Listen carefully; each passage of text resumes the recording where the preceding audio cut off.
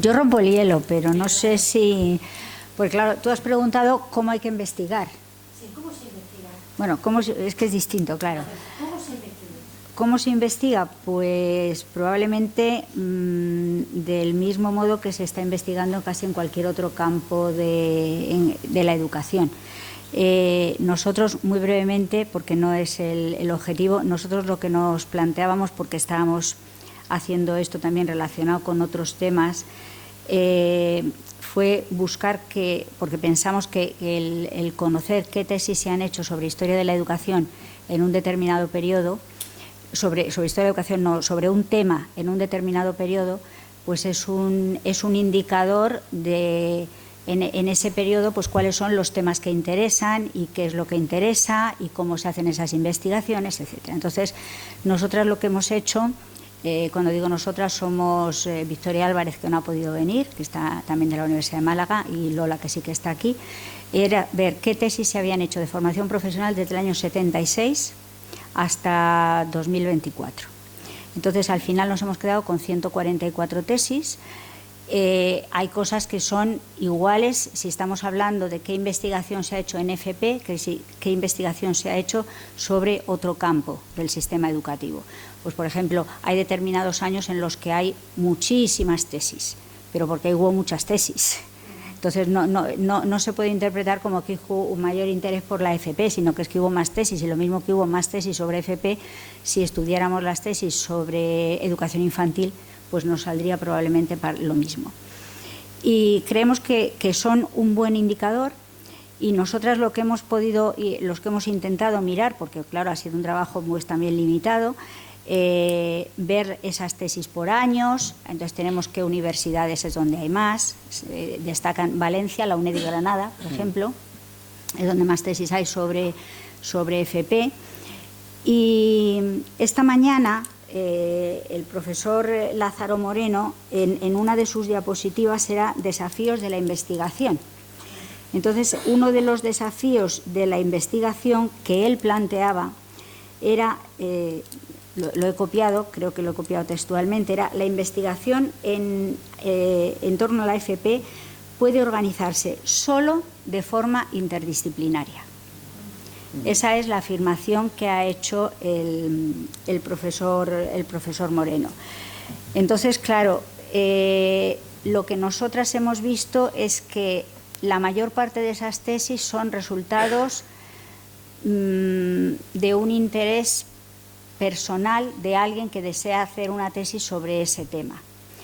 Y se ven, salvo pequeños casos, como precisamente en torno a Valencia o en torno a Granada, grupos de investigación que están promoviendo investigación en torno a determinados temas. Y entonces que hay una cierta, si queremos, consistencia o una solidez, o que responden a una investigación planificada, más que a un interés particular.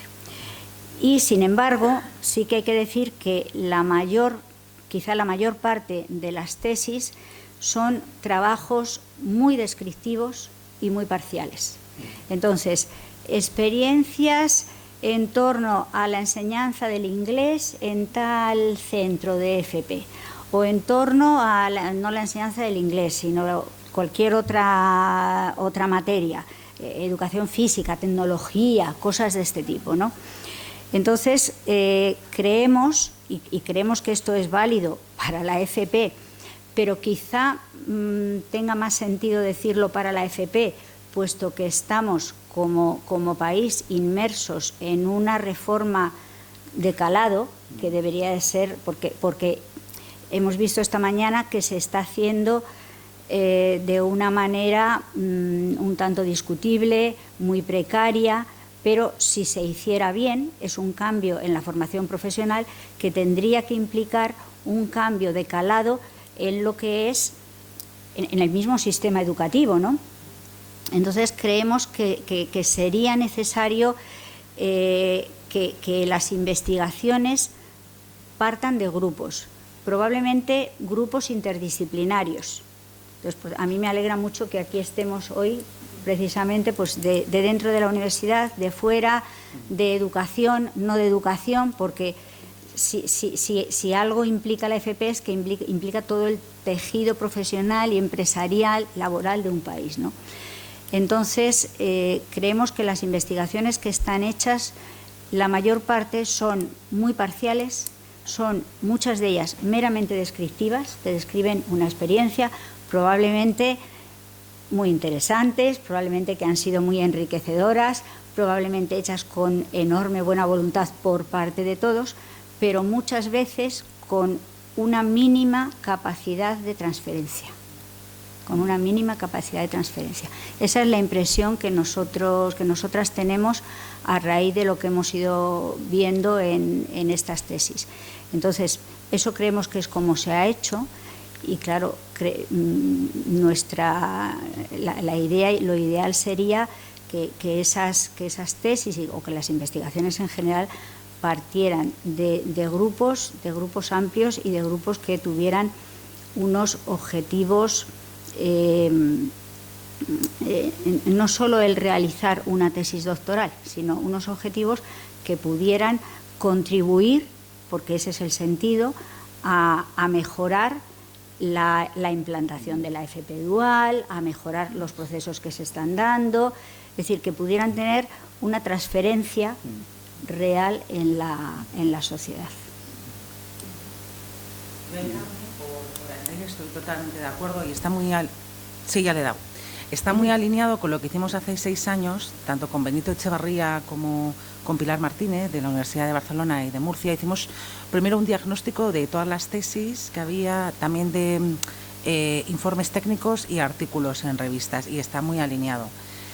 Y yo añadiría lo que has dicho, que no lo voy a repetir, es que hay muy poco desarrollo teórico, ahí somos flojillos, y luego muchos y pocos análisis causales o propositivos, que yo creo que la investigación sobre todo tiene que estar orientada a la transformación y a tener evidencias que sean de utilidad, que nos daba a todas y todos una envidia lo que nos decía Lázaro esta mañana, ¿no?, de cómo se cree la política sueca en la investigación. Entonces, creo que ahí tenemos que madurar, tenemos como grupos en estas cuestiones y tener líneas como pues, tenéis, yo creo que precisamente las personas que estáis aquí, grupos ya consolidados. Si no hay grupos consolidados es un esfuerzo temporal que luego se desvanece, ¿no? Y ahí la financiación es muy importante. Las convocatorias de financiación que hay, nosotros hemos analizado, lo tenemos colgado en nuestro observatorio de la FP, aquí hablando también de mi libro, pero bueno, hicimos un análisis de todas las convocatorias que había de innovación y ha habido, a nivel estatal ha habido 3 y luego algunas comunidades autónomas tienen, nosotros teníamos una también, pero muy orientada a la acción. Y investigación científica es que hay muy pocos recursos, muy pocos. Y, sin embargo, cuando tú oyes hablar en temas de energías renovables, nosotros propusimos que hubiera un plan de choque para la investigación en FP. Si es tan importante para la sociedad, ¿por qué no hay un plan? Y hicimos incluso una propuesta y hasta ahora no tenemos news. Y esto fue hace 6 años. Sí. Así que, pero la hicimos con diferentes investigadores y con grupos de trabajo, no solamente en base a la investigación, y donde también estuvo Lázaro involucrado, Michael Hessler, Christopher Tal, teniendo una visión también internacional, ¿no? Entonces, es importante que se integre en la agenda de investigación española la formación profesional como un tema relevante de país y que se haga financiación permanente, plurianual y yo creo que esa es una apuesta que tendríamos que entre todos echar adelante, ¿no? Yo creo que en ese sentido lo primero que diría es que la investigación en FP es algo novedoso. A lo mejor no en sitios como pues, Granada, Valencia, Baleares, que estamos aquí representados, los que estamos aquí precisamente no lo vemos como algo nuevo, pero siempre ha sido la FP la asignatura pendiente dentro del sistema educativo y quizá pues a raíz de que ahora le hemos puesto en primera línea de fuego con esa nueva ley que nos hace ponernos las pilas, pues surge más interés y eso puede hacer que más gente se anime a investigar en FP, que es muy necesario porque es cierto que hay muy poco hecho, ¿no? Desde mi perspectiva como economista, hablabais antes de interdisciplinaridad.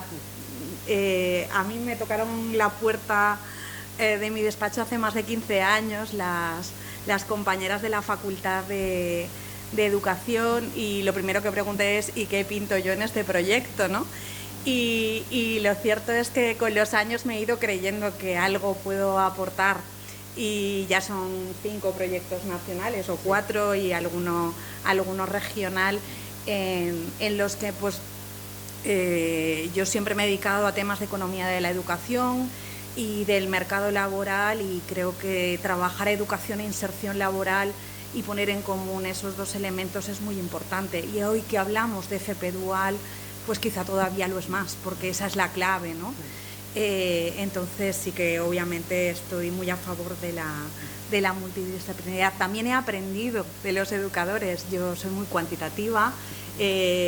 Cuando pienso en cómo se investiga en FP, lo primero que se me viene a la cabeza es que nos faltan datos, y creo que por ahí hay muchísimo camino por recorrer, pero también he aprendido de esas investigaciones cualitativas que hacen compañeras de mi grupo de investigación, y que van a los actores principales, a las actoras principales, y a ver realmente qué es lo que sucede en cada uno de los procesos más allá de esos datos. Y creo que esa combinación cuanti-quali tampoco existe, está muy poco explotada, hay muy pocos trabajos que combinen ambas metodologías, y ese también sería un tema por abordar. Y por último, uno que ha comentado Carmen ya, el tema de la transferencia de conocimiento, pero creo que ahí esa asignatura es común a muchos otros ámbitos de conocimiento. No tenemos que pensar que ahí estamos peor que en otros ámbitos de conocimiento.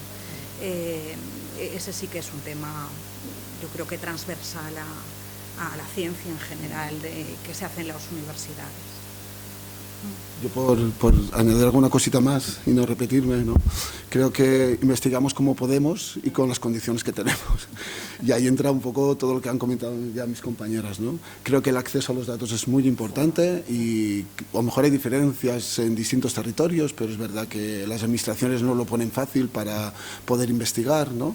Cuando investigamos en procesos educativos y sobre todo vinculado a áreas, ¿no?, de conocimiento en el que están relacionadas las personas, pues se requiere tiempos, y otros tiempos más dilatados, y no los tiempos vinculados a la burocracia, ¿no?, o a los modelos más tecnocráticos, digamos, ¿no? Y por tanto investigación más cualitativa en este sentido, ¿no?, que yo creo que es muy importante, ¿no?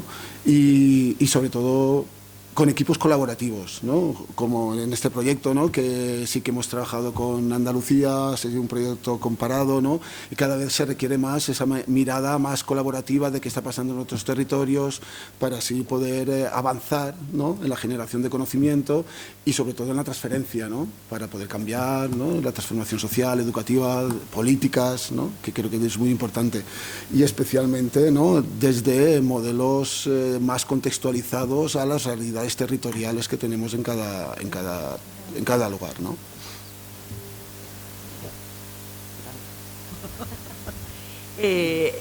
María ha dicho que ella venía de la economía, como que esto no te tocaba, y al final te lo has acabado creyendo. Y creo que esa es la clave, que todo el mundo se lo crea y que todo el mundo le dé la importancia, el espacio y la financiación a la investigación en educación, igual que se hace en medicina. Es salud social, es salud pública, es otro tipo de salud. No tenemos probetas, no hacemos estas cosas, y la transferencia no se ve inmediatamente, pero las condiciones para la investigación tienen que ser igual de dignas, y todas esas voluntades detrás, apoyando y acompañando. En función de la comunidad de la que sea, tienes acceso a datos o no. Entonces, en Cataluña, el equipo de no sé quién, de repente tiene 50.000 cuestionarios pasados, y nosotras en Valencia pues teníamos 14 centros, 4 se los llevó la Dana, nos quedamos con 8, porque otros 2 iban así, no podían. Entonces, pues son las condiciones básicas de investigación. Y estas condiciones pasan por tener unas relaciones sociales en las que tienes a gente conocida en algunos centros educativos que te abren las puertas, como los centros que han hablado esta mañana, y tienes la suerte de contar con excelentes profesionales que se creen esto de la investigación y colaboran en nuestras investigaciones. Bueno, lo malo de hablar la última es que te queda muy poca cosa que hacer en la primera ronda. Luego espabilaré más y hablaré la primera. Pero bueno, en línea también con lo que han dicho todas mis compañeras y compañeros, solo por añadir, el tema de la transferencia es importantísimo. Esto desde la academia siempre es como nuestra asignatura pendiente. Ahora parece que también como nos lo exige también, que en nuestra carrera profesional nos exigen que hagamos transferencia, ahora parece que espabilamos más. Pero, de todas maneras, yo creo que también todos los que estamos aquí sentados tenemos una amplia experiencia en transferencia, y eso solo también se puede hacer si tú integras en tu investigación a todos los agentes implicados. Si nos situamos ahora en la FP dual y concretamente en la FP dual intensiva, en nuestros equipos de investigación tiene que haber representación empresarial.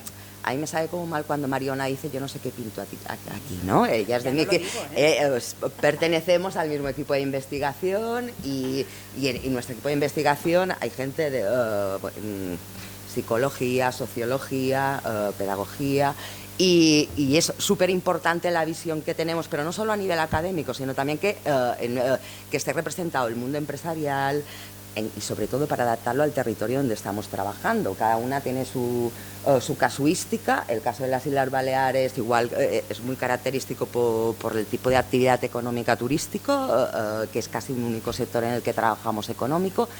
Y por tanto yo creo que hay que integrar a todos los actores. Los centros de formación es importantísimo que estén integrados también en la investigación, acción, en innovación.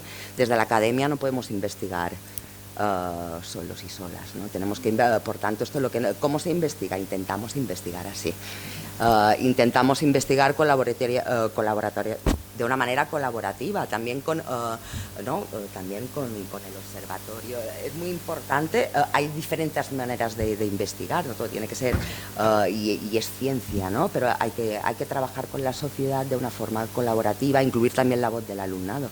Cuando hablamos de estudios cualitativos es fundamental. Hoy también a mí me ha encantado que esté aquí representado el alumnado de la formación que estamos hablando. Yo creo que el alumnado, el profesorado son las personas que más tienen que aportar en la investigación y en la investigación para la innovación, que es lo que queremos, y la mejora del sistema de formación profesional.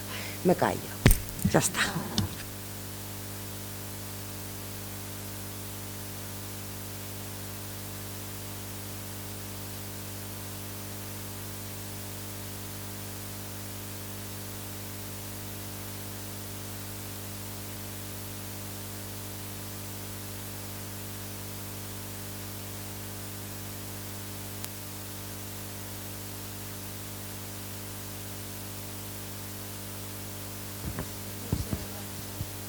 ¿Ya?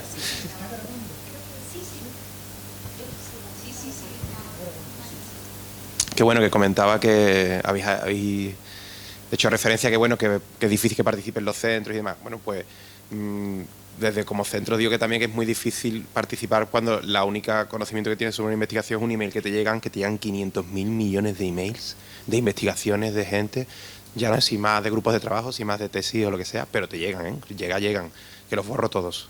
Y ¿qué ocurre? Que tú al final interactúas con quien tienes una conexión.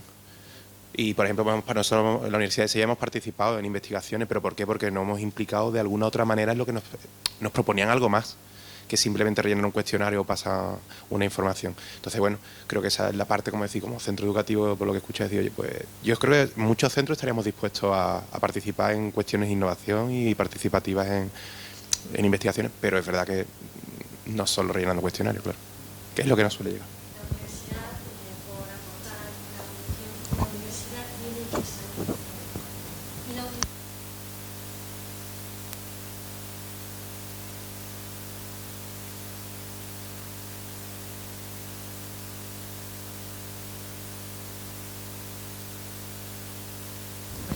Van los investigadores, recogen los datos y ya no vuelven. No revierten la información, no hay una información, ¿no? Claro, la sensación que producen los centros educativos es no queremos. Como tú dices, borrado y se acabó, ¿no? Y si se hace desde una visión oficial, o sea, te entrevistas con el director o con la delegación de educación para que te permitan. Te dicen ya, pero ¿vais a revertir los datos? ¿Va a haber un informe para ese centro después? Si te comprometes, te doy el acceso, si no, no. esa época la hemos tenido aquí políticamente, ¿no?, en nuestra delegación, donde fue bastante dura la entrada a los centros y teníamos que tener el permiso de la delegación, no de los directores de los centros, que es como está ahora, ¿no?, sino de la delegación, con el compromiso escrito de que tenía que haber un informe final al centro donde había que exponer qué pasaba en ese centro. Claro, de estos polvos, estos lodos, ¿no? Es decir, si en los centros perciben que vale, pero ¿y ahora qué? Pues la expresión es que muchos de los directores nos han dicho es que vosotros venís, nos exprimís y se acabó. Entonces, claro, la universidad también tiene que tener en cuenta ese impacto social, que somos una universidad pública y tenemos que revertir, como decía Carmen, esa transferencia. Pues bueno, pues si transferimos, aunque sea ese centro, donde esa comunidad educativa, bueno, percibe que se le da un feedback, bueno, pues ya estamos poquito a poco haciendo algo, ¿no? No políticas superiores, ¿no? Perdona que te había interrumpido. De que los investigadores analicemos los centros de FP como un objeto de análisis, es que también son actores de investigación. Y no solamente preguntarles y luego darles feedback, genial, que ya con eso daríamos un gran paso, sino, por ejemplo, nosotros tenemos una convocatoria con centros para que colaboren también con empresas en temas de innovación, ¿no? Entonces, ahí, en el caso de educación infantil, hemos tenido 3 casos de proyectos de innovación. Bueno, uno era más de transferencia que de innovación, pero, por ejemplo, era cómo se utilizaban metodologías activas y digitales, sobre todo con grabaciones 360 grados e inmersivas, para ver cómo se estaban desarrollando las prácticas o la dual. Y entonces eso ayudaba también a que no solamente las personas que están en la empresa, sino que también fuera otra evidencia a la hora de valorar los procesos de la dual.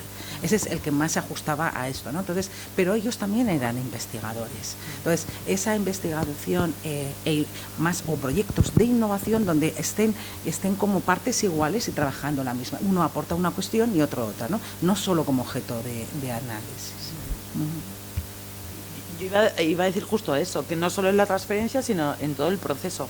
Que los centros formáis parte de la investigación, bueno, es que es una de las claves y de las patas para que lo que nosotras digamos tenga sentido. El problema es vuestras condiciones también materiales para participar en esto. La universidad sí que tiene espacio para la investigación, bueno, relativo, y tiempos y no sé cuántos, pero vosotras, y si tenéis que andar buscando empresas que admitan o sea, toda la gestión que supone la FP a nivel de centro y todo el tiempo y la dedicación que implica la investigación. Creo que es fundamental que los centros también tengáis las condiciones necesarias para investigar con la calma, con la pausa y con la conversación que también salía mucho esta mañana, ¿no? Que haya ida y vuelta, las prácticas y volver al centro, nos lo comentamos y nos lo mejoramos, ¿no? Y que todas las partes se lo crean por igual. Hay 2 centros de ¿cuántos? ¿Cuántos no se lo creen o no han contestado o no han venido o no han participado? Pero no es solo por voluntad o buena voluntad, sino por las condiciones vitales en los propios centros, ¿no?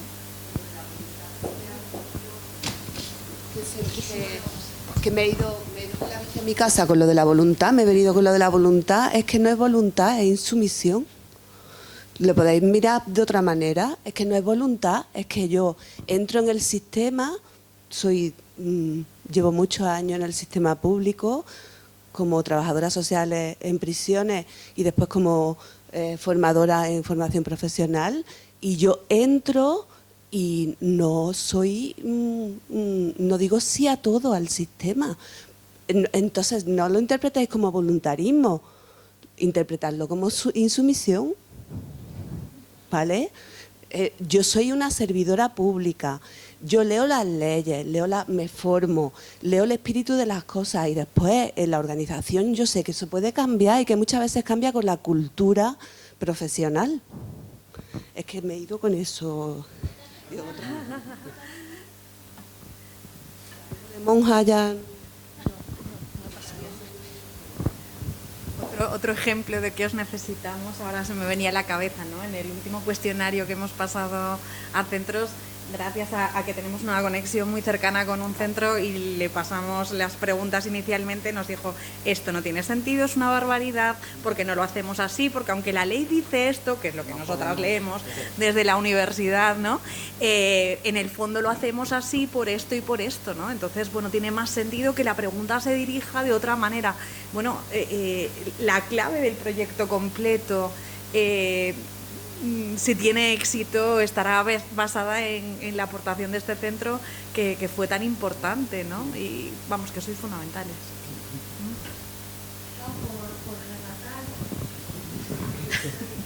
Me va a salir la vena artística y de pronto me voy a poner a cantar aquí y a bailar. Un micrófono en mis manos, en mal. Bueno, esto se está grabando. Imagino que cortaréis estas cosas.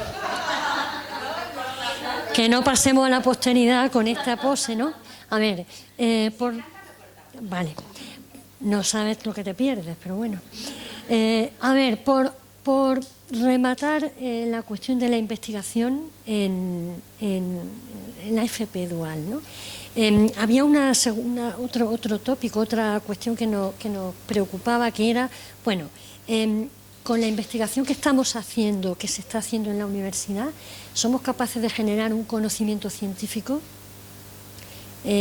¿Existe suficiente conocimiento científico? Por ahí Carmen apuntaba, ¿no? que los estudios que hay son muy descriptivos, ¿no? No llegamos al fondo, no somos capaces de teorizar, ¿no? Pues, no sé, confirmamos esta idea, ¿no? de que el conocimiento científico que estamos generando no es lo suficientemente potente o fuerte. ¿Por qué? ¿Está apoyado en un tipo de investigación que no lo permite? ¿Por las metodologías más cualitativas, cuantitativas? ¿Pensáis que debe haber otro tipo de planteamiento o otro tipo de dimensiones de la FP que haya que estudiar? Nos estamos quejando del conocimiento científico, que es pobre. Hay buenos investigadores, yo lo empezaría por ahí, no sé, de defender el premio, porque hay buena investigación. Lo que pasa es que no se define por unas varias, se define por un corpus y por no. Lo que no está es todavía muy sistematizado. La FP ha sido María para todo. Ha sido María en la educación, para bien o para mal, no se ha valorado como otros estudios, y también en la investigación. Entonces, ahora yo creo que está cambiando. Empieza a haber convocatorias que no había hasta ahora, hasta hace 4 años no había convocatorias específicas de FP. O sea, hay cosas que están cambiando. Entonces, ahora lo importante es ver cómo también nosotros, yo participo en una unidad de más del tercer sector, que también son cosas nuevas que van surgiendo. Antes las fundaciones pues daban una idea a la universidad para que hiciera unos estudios. No, nosotros hacemos en la investigación nuestro discurso de identificar dónde están los grandes temas de abordar en la realidad y efectivamente lo que podamos.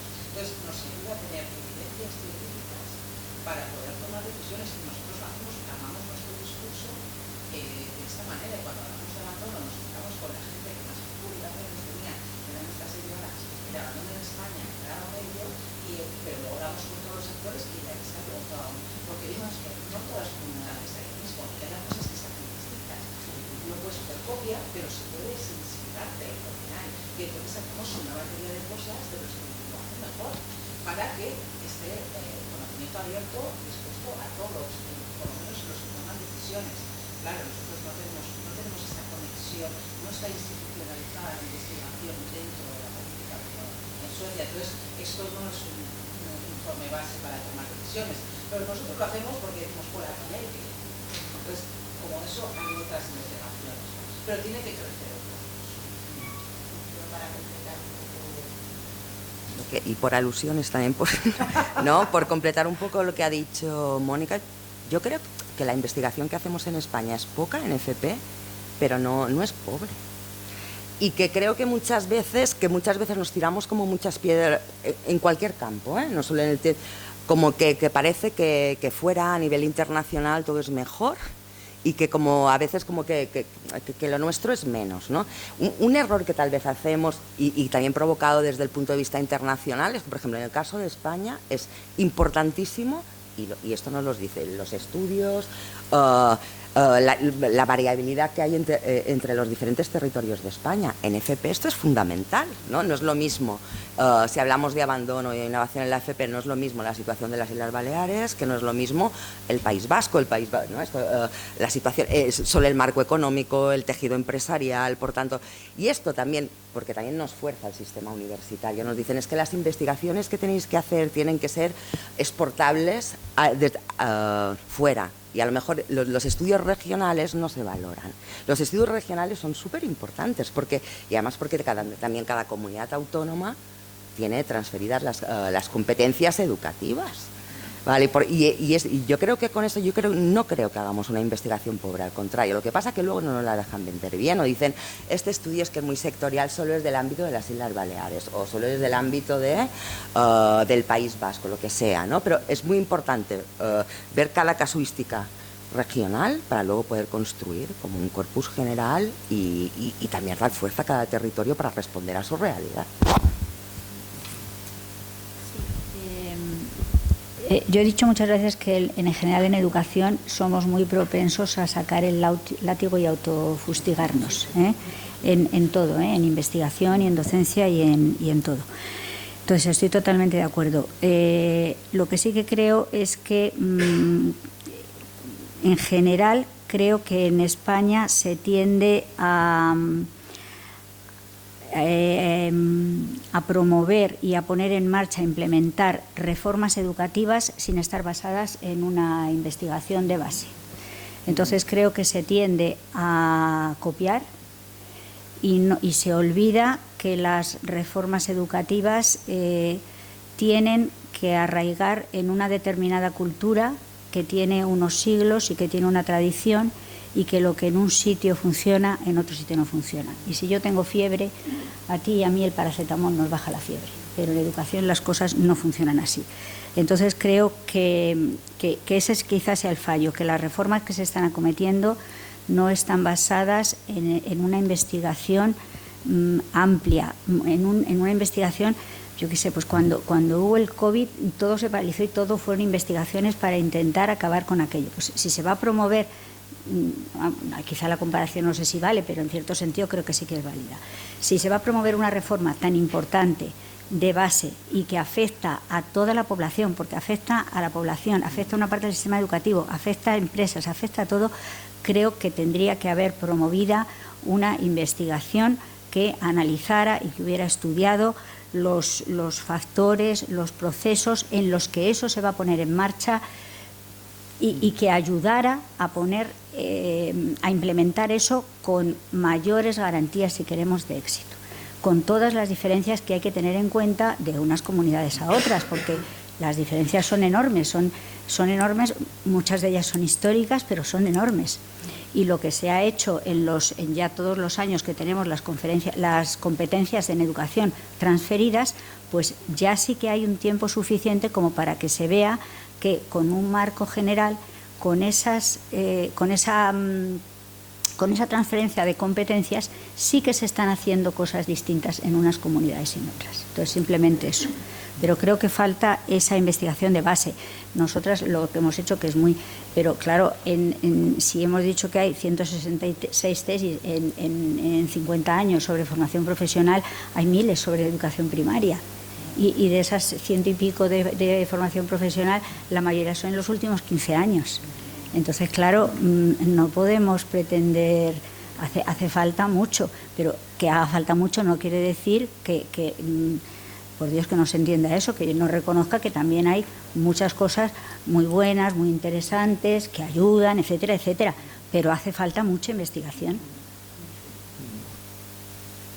Yo cuando me refería a voluntad me refería a eso, a la apuesta firme y seria con todos los recursos que hagan falta para estudiar en condiciones y que no dependa solo de la militancia o de la voluntad personal de cada uno. No me refería a la voluntad de ser un ser de luz, sino a la voluntad y a creerme esto y la apuesta firme por estudiar e investigar la FP para darle de una vez por todas el lugar que se merece. Sigue siendo el patito feo y la hermana pequeña, ¿no?, de la primaria, y entonces todo el mundo lo pone en valor, todo el mundo se llena la boca, pero ahogadas en todas las patas de la investigación para poder investigar y dependiendo de proyectos, de equipos que militan, como decía Escudero, en militantes por la equidad educativa, ¿no? Yo por lanzar una línea que creo que es mejorable y que tiene que ver con el título del libro que hoy nos hace estar aquí, el de la perspectiva comparada, sí que diría que el hecho de que, más allá de los grandes datos, que eso sí nos los provee el Ministerio y CaixaBank Galiza nos ayuda a trabajar con ellos estupendamente, están ahí, casi todas estamos trabajando con datos, con investigaciones que creamos nosotros como equipos, ¿no? Y eso hace muchas veces muy difícil la comparativa. Hace muchas veces muy difícil la comparativa porque a lo mejor yo trabajo con unos datos, pero en otra comunidad han hecho otra encuesta o yo he hecho un trabajo con unos grupos focales y en otra comunidad pues han hecho entrevistas en profundidad y luego es muy difícil, ¿no? Muchas veces comparar experiencias. Por tanto, a lo mejor sí que creo que una línea que es mejorable es la de tener proyectos en los que estén participando diferentes comunidades, ¿no? Creo que eso podría ser muy enriquecedor para poner en común y poder comparar mejor, ¿no? Esas diferentes experiencias que estábamos comentando antes de la mesa. Allí.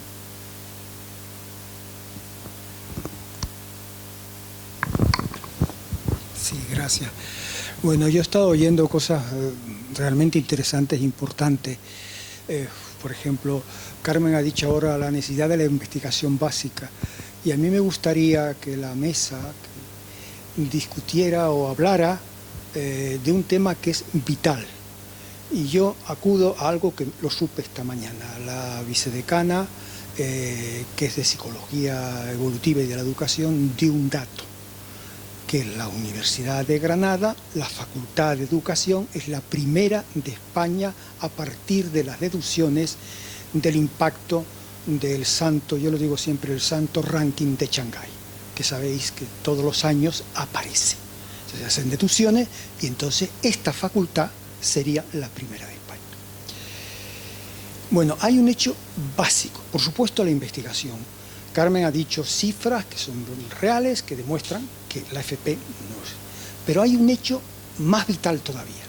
Si no hay espacio de enseñanza de la FP, entonces, ¿y dónde está ese espacio? Que en realidad existe, que es el máster habilitante de secundaria. Yo, por el simposio internacional que organizamos aquí, no aquí, sino en el aula magna, que es grandísima, en noviembre de 2023, supe que en Palma de Mallorca, en el máster de secundaria, sí tocan la FP. Aquí hay una asignatura y tal, y lo más curioso es que a la conclusión de este simposio internacional que sí que había tal, y entonces asumían como que yo era responsable, la representante del decanato, porque el decano, por causas de fuerza mayor, no pudo estar. Entonces a mí me gustaría que se dijeran algunas cosas, porque si no existe la enseñanza de la FP para formar máster habilitante a los que van a ser profesores de FP, difícilmente la FP va a avanzar en un país que, dicho sea de paso, académicamente es el más pedagogizado de Europa, después de Alemania, por el número de centros que tiene, etcétera, etcétera. Y sobre el máster, yo sigo con mucho interés lo que está apareciendo en los periódicos de la reunión, la última reunión de la comisión de decanos y decanas, donde hablan de que van a aumentar, qué tal. Y a mí me causa un poco decir, aquí no van a hacer cambios. Y se juega con las grandes palabras, los grandes términos, que, francamente, esto es un centro, tiene que ser un centro de investigación. Y en teoría es una universidad orientada a la investigación. Y es muy importante que sepamos que en Estados Unidos hay sobre unas 4.000 universidades. Las que son realmente, las que marcan la tónica son 93. las research oriented, las orientadas a la investigación. Las otras son universidades de enseñanza. Y no quiere decir que sean malas, las hay malas y malísimas, pero también hay buenas. Contesto por alusiones, pero bueno, yo estoy en esta mesa que es académica, pero yo soy muy poco académica. Vale, yo hace 5 años que estoy a full en la academia y siempre he combinado el trabajo fuera de la universidad con la investigación y la docencia en la universidad. Yo soy muy crítica con el máster de formación del profesorado. Muy crítica, yo daba clases en el máster de formación del profesorado y dejé de darlas. Es por principios, ¿vale? Por principios y todo esto. Si bien es cierto que en el máster que promovemos desde nuestra universidad hay una línea que es específica para el profesorado de formación profesional, no basta para habilitarte para ser profesor o profesora de formación profesional. Eso lo sabemos, ¿vale? Y yo creo mucho más, más que el máster, yo creo mucho más en la formación continua del profesorado y que haya un buen sistema de formación. Por ejemplo, esto cuando hemos estudiado la prevención del abandono en la formación profesional, hemos visto que, entre comillas, aquellas comunidades autónomas que tienen buenas prácticas, lo que hacen es formar al profesorado en FP. Es obligatoria la formación y es continua en atención a la diversidad. Hay una coordinación desde primaria, secundaria, hasta la formación profesional que continúa con los mismos planes, no hay cortes entre, ¿no? Y hay una comunicación y coordinación constante. Yo creo mucho más en este sistema, que es de ver qué pasa y dar una... Y porque también un máster es un dinosaurio muy difícil de cambiar, porque tiene que pasar por la NECA, no sé qué, el plan, ¿no? Este plan de verificación del máster, y esto hace que no se adapte a la realidad de lo que tenemos en las aulas. Nuestras aulas cambian de un día para otro y tiene que ser mucho más rápido. La formación profesional tiene la capacidad de hacer esto, ¿no? Y por tanto creo más en esta formación adaptada a la realidad, a lo que pasa en las aulas, al alumnado que tenemos y a las nuevas necesidades de la sociedad. Y esto un máster no lo permite porque hay una burocracia detrás increíble y hace que sea un máster obsoleto, que muchas veces nos dicen, es que esto a mí nadie me ha enseñado, cuando luego llego en el aula y tengo, lo comentábamos, ¿no? Un alumnado diverso. Es que esto es la sociedad, es diversa, ¿no? Y por tanto yo creo mucho más en la formación continua, y que esta formación también del profesorado tiene que ser obligatoria y no porque nos sirva, y también hablo por nosotros a nivel universitario, no nos sirva para subir nuestros sueldos, sino para hacer nuestro trabajo mejor y creernos también que tiene que haber un sistema de que no todo el mundo tiene vocación de enseñar, igual que trabajamos lo de las competencias profesionales, no todo el mundo sirve para todo, ¿no? Unos servimos por un tipo de docencia, otros más en investigación, no todos podemos hacer de todo, ¿no? Y por tanto yo creo más en un sistema mucho más rápido de adaptación a la sociedad que tenemos, al alumnado que tenemos y al profesorado, ¿no? Y también yo no creo que que nuestros másteres de habilitación del profesorado sean suficientes y, ¿no? De hecho, antes existía toda una carrera de pedagogía para eso, ¿no? ¿Cómo vamos a reducirlo a un año? ¿De cómo enseñar a enseñar, cómo enseñar a aprender, ¿no? Por tanto, yo soy muy crítica con los másteres universitarios, no voy a decir otra cosa.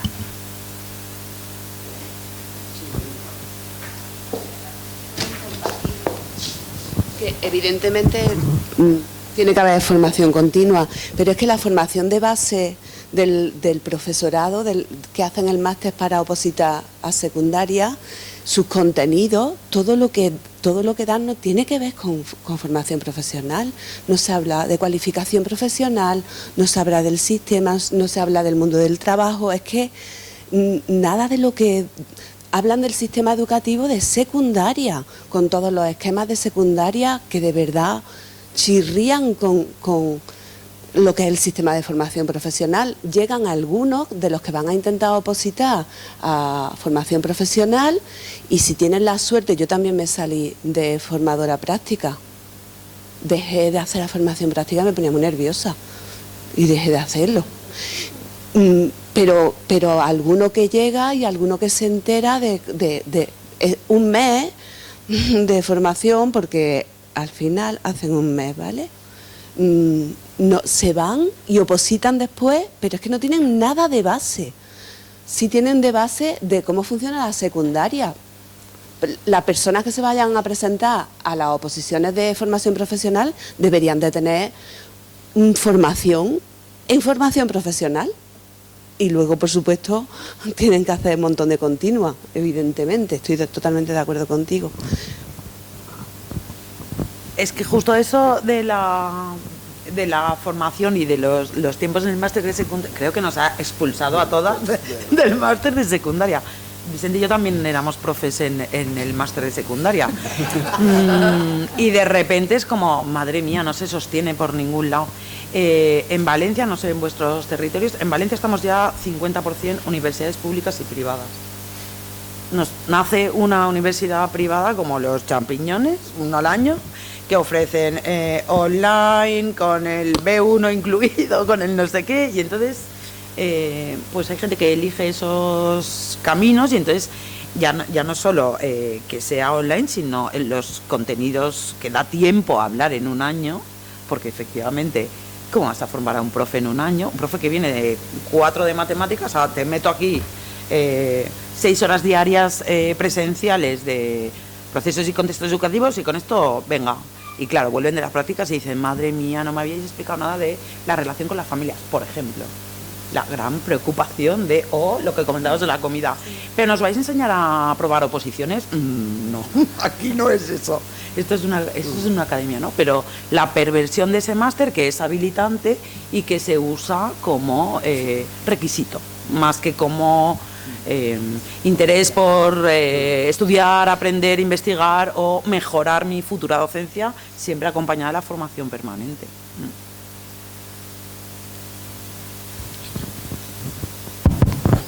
Bueno, pues si os parece vamos a cambiar un poco resumimos, hemos abordado bastante, de una perspectiva bastante interesante la investigación. ¿Podría participar antes de cerrar este tema? Sí, perfecto.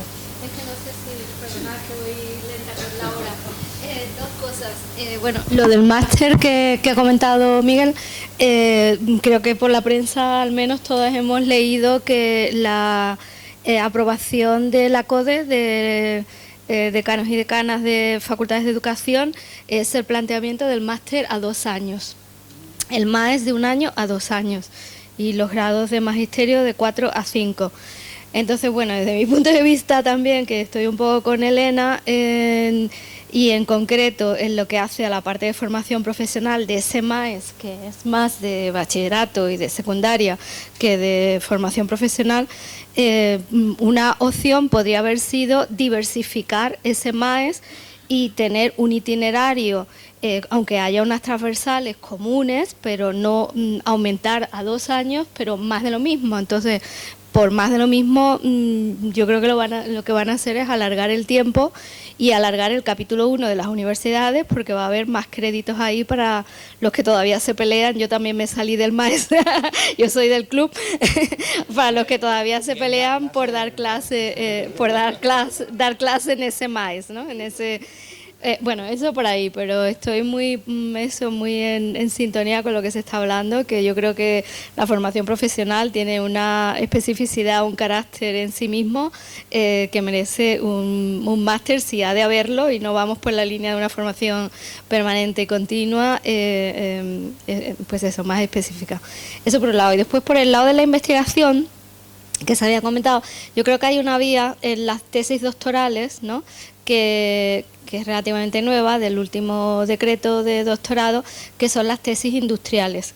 Creo que las tesis doctorales industriales específicas para estudios sobre, en este caso objetos, no actores, pero sí objetos de formación profesional, el campo de la formación profesional es un campo idóneo para el desarrollo de ese tipo de tesis, ¿no? Pero claro, tiene que haber esa contraparte, ¿no?, de las empresas que se interesen porque alguien de su personal haga el doctorado en esta nueva modalidad, que es la modalidad industrial, y que generalmente se asocia casi exclusivamente a los doctorados en ciencias, pues químicas, laboratorios y tal, ¿no? Por dejar también esa, para que no se nos olvide, por si nos viene algo por ahí, algún doctorando, doctoranda que se pueda acoger a esa modalidad de tesis doctoral, ¿no? Son tesis pensadas con producto final una patente. Entonces, claro, ya.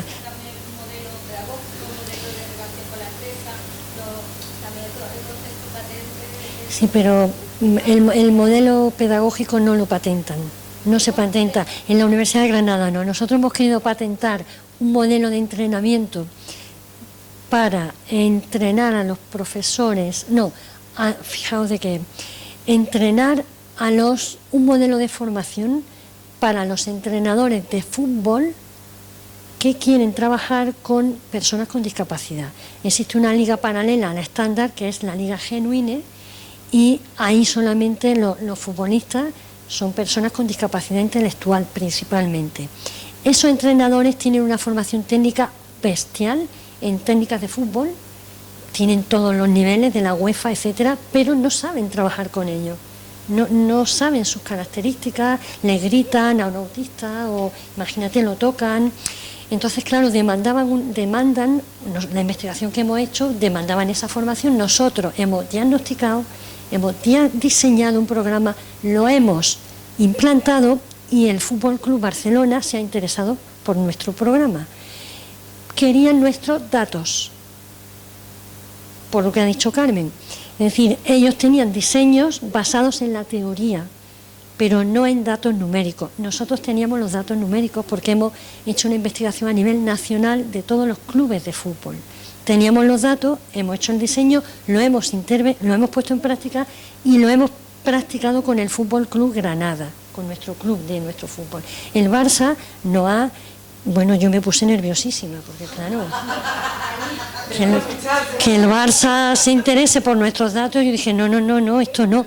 Bueno, el vicerrector, el de la OTRI, el de todo el mundo ahí, porque digo que yo no entiendo de números ni de dinero. Bueno, la cuestión es que nosotros quisimos patentar nuestro programa porque somos muy pequeñitos frente a los clubes grandes.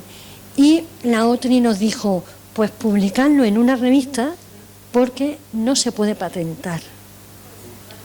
Así que, te digo, Rosa, que vamos...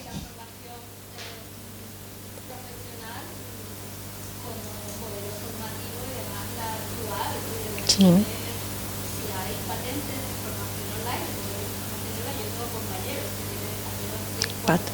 Pues ya tendremos que ver a ver cómo.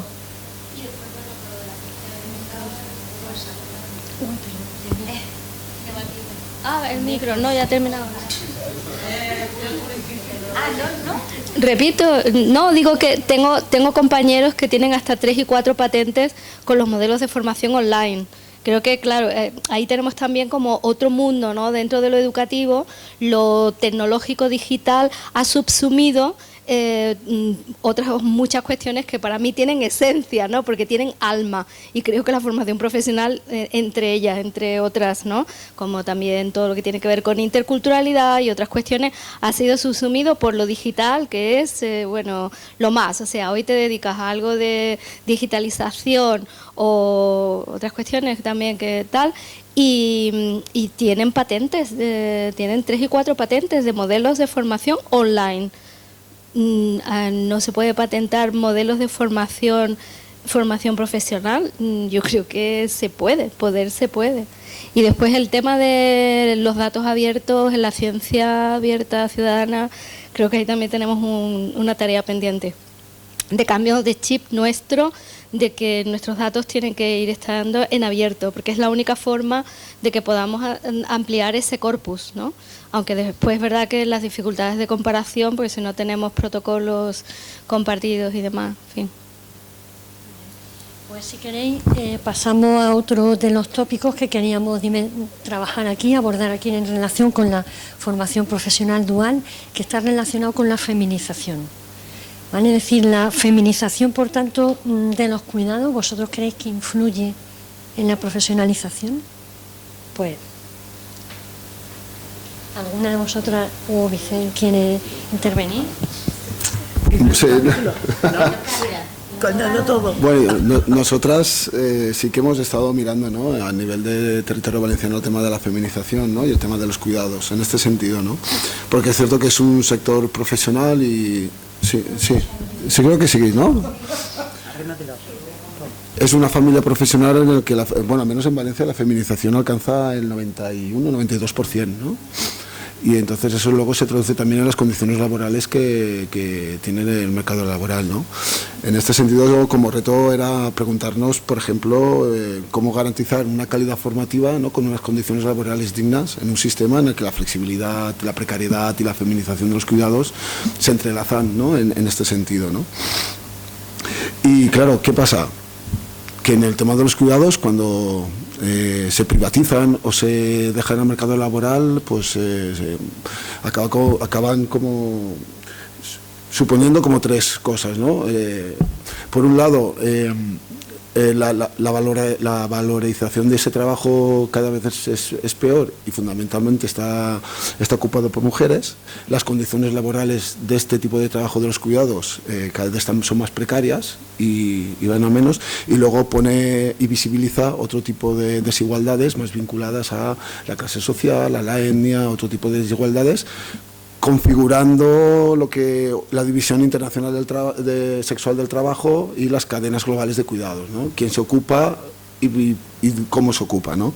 En este sentido, nosotras sí que defendemos en algún momento el tema del derecho al cuidado, ¿no? Y que ese derecho al cuidado no es solo un derecho a recibir cuidados, sino un derecho a proporcionar cuidados de manera digna, ¿no? Y en este sector en concreto tan feminizado, ¿no?, en el que en la formación de la FP dual el sector de las escuelas infantiles está privatizado, lo ocupan mayoritariamente las mujeres y los salarios son cada vez más bajos, ¿no?, en ese sentido. ¿Qué cosas también hemos visto por ahí? Pues primero, que muchas empresas de educación infantil, fundamentalmente privadas, ¿no?, que es en Valencia más funcionan de esta manera, muy pocas hay públicas, o mejor en algunos municipios, ¿no?, funcionan con recursos muy limitados y por lo tanto prefieren acoger al alumnado en prácticas como mano de obra barata y no tanto como para destinarle un tiempo a una calidad formativa para sus centros, ¿no? Lo que pasa también en que creo que esta mañana sí que ha aparecido en algún momento, ¿no?, el tema de utilizar el ciclo formativo de educación infantil como puente a los estudios de magisterio. Entonces,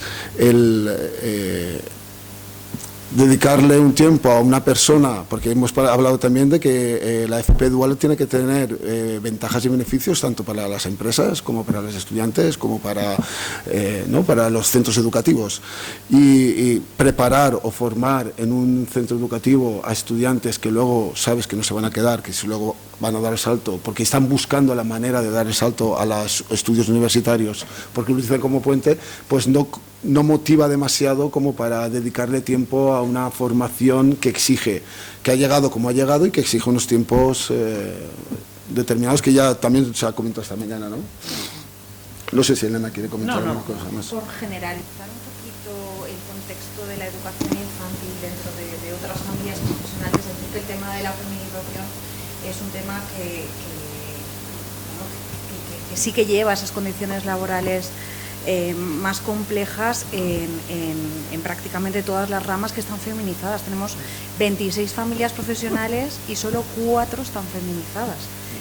Hay 15 masculinizadas y unas 7 más o menos paritarias, entendiendo por paritario un porcentaje de mujeres entre el 40 y el 60%, ¿vale? Si atendemos a esta definición, 15 masculinizadas, 4 feminizadas. La concentración es enorme en sanidad, en diseño, en imagen personal y en servicios socioculturales y a la comunidad, que es donde está educación infantil, que además justo este ciclo de formación es uno de los que tiene un porcentaje más elevado, hablabas business del 97 y pico %. Es una barbaridad. Si atendemos a todo eso, lo que sucede es que precisamente aquellos ciclos más feminizados son normalmente ciclos con peores condiciones laborales.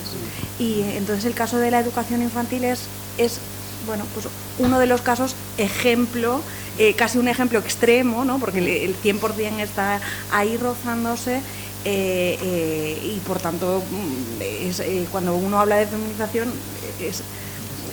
es esto, es que este es el estudio del caso perfecto, ¿no? Claro, hay que trabajar ese reconocimiento profesional explícito, mejorar las condiciones laborales o luchar por ello, ¿no? Y tratar de visibilizar las oportunidades de empleo, que yo creo que son muchas, ¿no? Y si muchas de las jóvenes que hemos conocido esta mañana acaban marchando a la universidad, que sea porque esa sea su vocación, no porque el mercado laboral presenta unas condiciones laborales tan feas que de alguna manera les expulsa de ahí, ¿no? Si su vocación es esa, habría que luchar para que se pudieran quedar en condiciones dignas.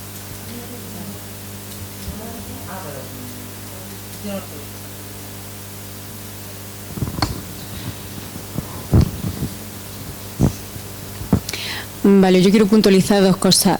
No todo nuestro alumnado accede a la universidad. Tenemos alumnas que vienen de la universidad a hacer nuestros ciclos formativos, ¿vale? Van hacia abajo en lugar de hacia arriba. También tenemos alumnas, por ejemplo, en mi clase tengo una alumna de 43 años que necesita que ha estado insertada en el mundo laboral y necesita su título para seguir trabajando. Entonces, sí es verdad que a lo mejor el 90% de nuestras alumnas quieren ese título para acceder a la universidad, pero sí tenemos muchas otras alumnas que necesitan insertarse en el mundo laboral y necesitan más formación que la formación que la propia universidad le ofrece.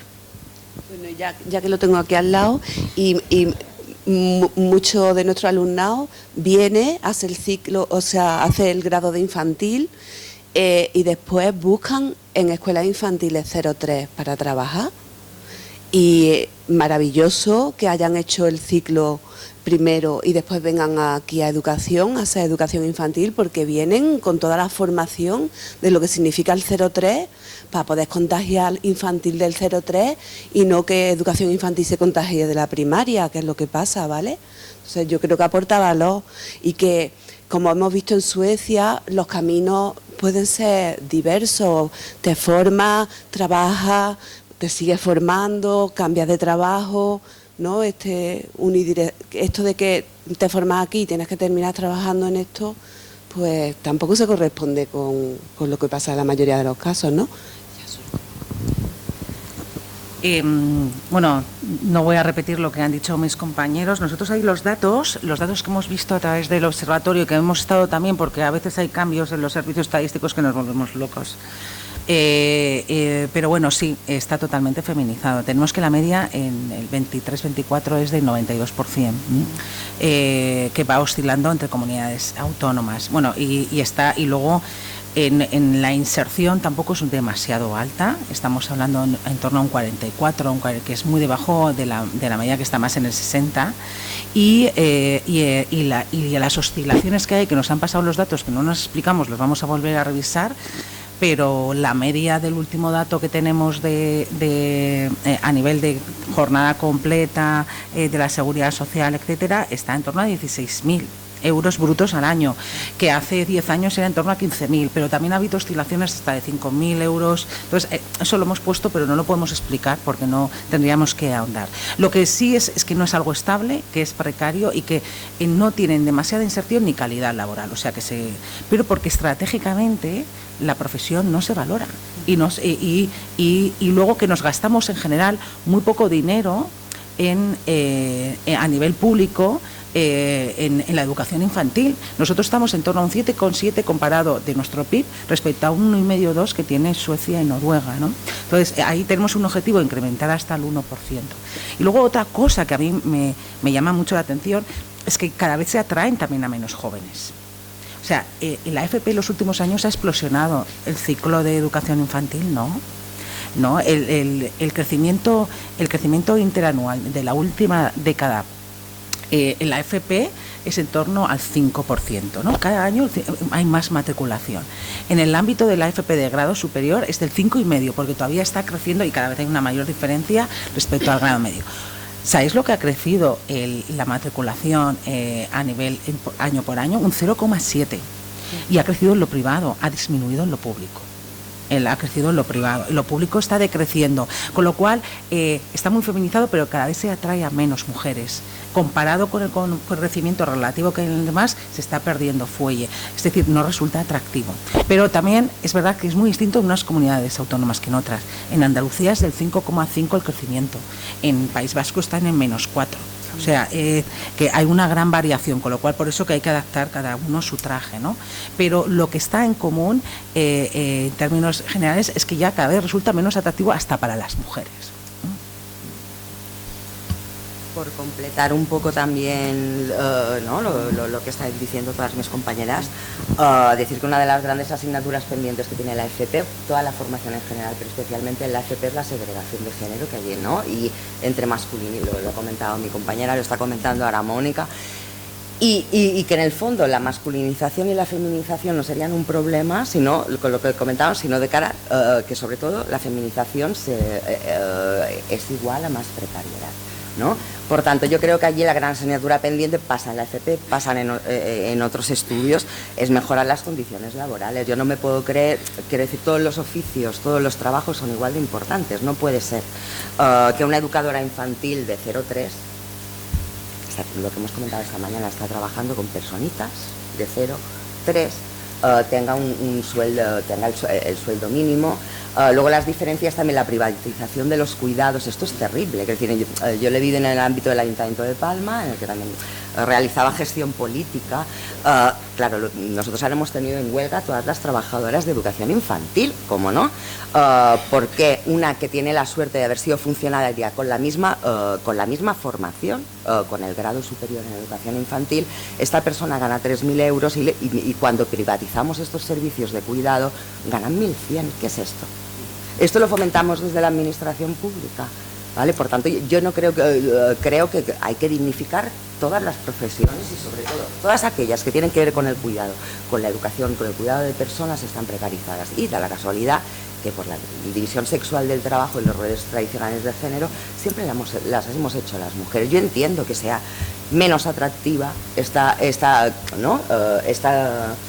formación porque es que tienes que luego voy a tener un sueldo de 1.100 euros. Si tengo la suerte de que entro en una convocatoria pública, tal vez.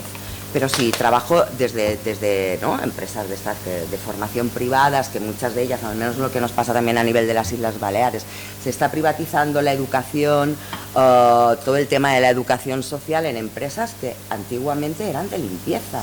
Eulen, Lireva, con cero contenido, ¿no? educativo, la educación infantil también. Porque hacen pliegos de condiciones y van tirando a la baja y tiran a la baja en los sueldos, ¿vale? Por tanto, ¿esto qué provoca? Y además esto influye muchísimo en la calidad de la educación y de los cuidados. No puedes tener un equipo educativo continuado, cohesionado, que pueda tener un proyecto docente de atención a la diversidad, de innovación pedagógica, porque la gente va rotando. Claro que yo no quiero seguir aquí con 1.100 euros cuando allí ganan 1.800, ¿no? Por tanto, yo creo que esto es fundamental y que esto también desde la administración pública tampoco no se puede permitir que haya esta discriminación en los sueldos y que la gente cobre cosas diferentes por una misma titulación y un nivel formativo. Y también una cosa que has dicho, que tendemos a decir esto de que hay mucha gente que baja de la universidad y no baja, mejora. ¿Vale? Mejora porque aterriza en lo que es la formación real y no lo que es la formación teórica y puramente académica de la universidad. No baja, fluctúa, va una cosa como una formación más práctica y ni tampoco suben a la universidad, ¿vale? No es un reto subir a la universidad, no es un reto ni es lo mejor. En la universidad no nos enseña muchas veces todo, ¿vale? Luego lo aprendemos en el día a día, ¿no? En el pico pala, por tanto... Lo digo porque yo siempre... La FP superior son estudios superiores. Claro, ay, perdón. Vale, pues, perdón, la apago. Muy a colación, además, porque Elena ha comentado algo que quería compartir, ¿no? Que es que yo, bueno, al final tengo una cooperativa y intentamos participar de licitaciones, algunas veces de servicios públicos cuando salen a concursos, y no podemos, porque nosotros, al ser cooperativa y el capital humano estar en el centro, lo que no vamos a pretender es montar proyectos en los que beneficio está centrado en reducir el gasto